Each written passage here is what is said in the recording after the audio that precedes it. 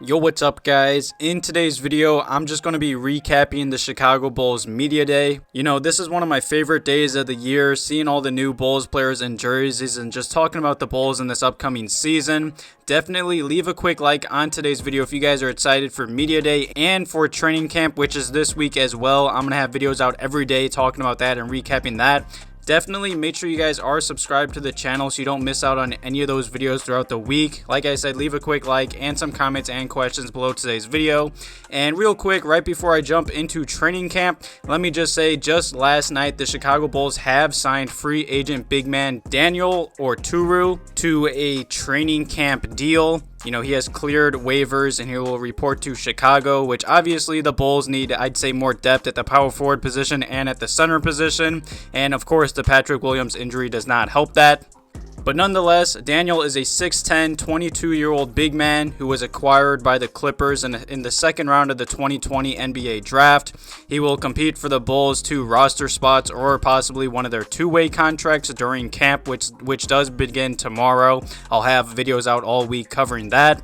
And just a quick little recap of his game. You know, the Bulls obviously need power forward and center position depth. And I'd say, you know, in college, he averaged 21 and 11 points per game and pretty much 3 blocks per game as well. You know, he did earn all Big Ten and Big Ten all defensive player honors.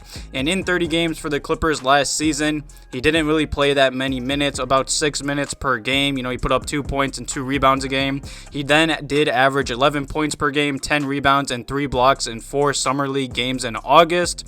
You know, I'd say Daniel, he's just a very tough, physical big man that can play with his back to the basket.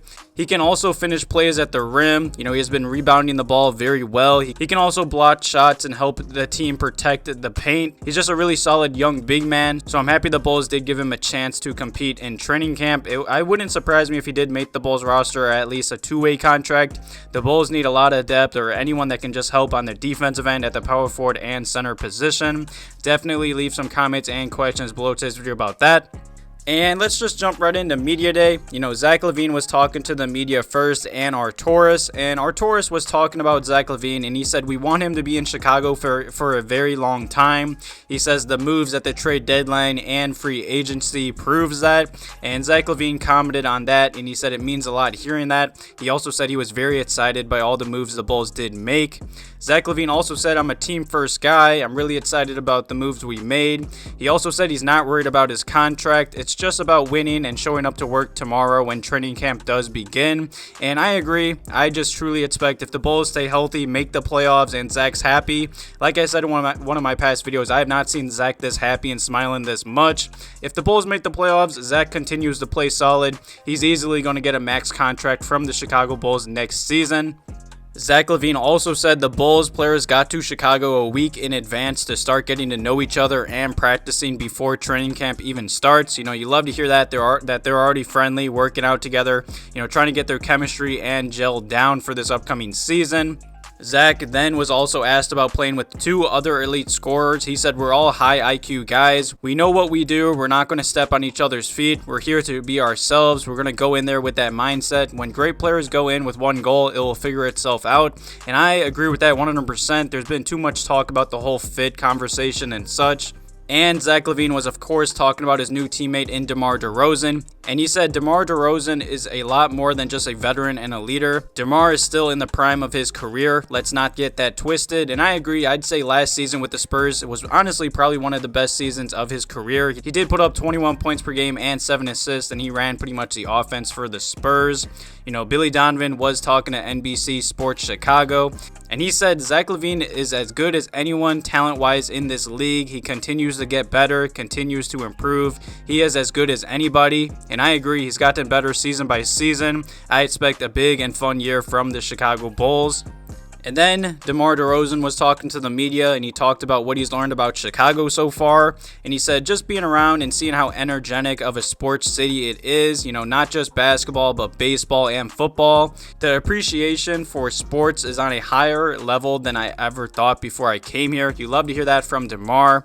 DeMar also said, you know, I love to hear this. He talked to Taj Gibson and Jimmy Butler about playing for the Chicago Bulls, and they said a lot of good things about the organization and the city. You love to hear that even I'd say past Chicago Bulls kind of recruited DeMar DeRozan to the Bulls.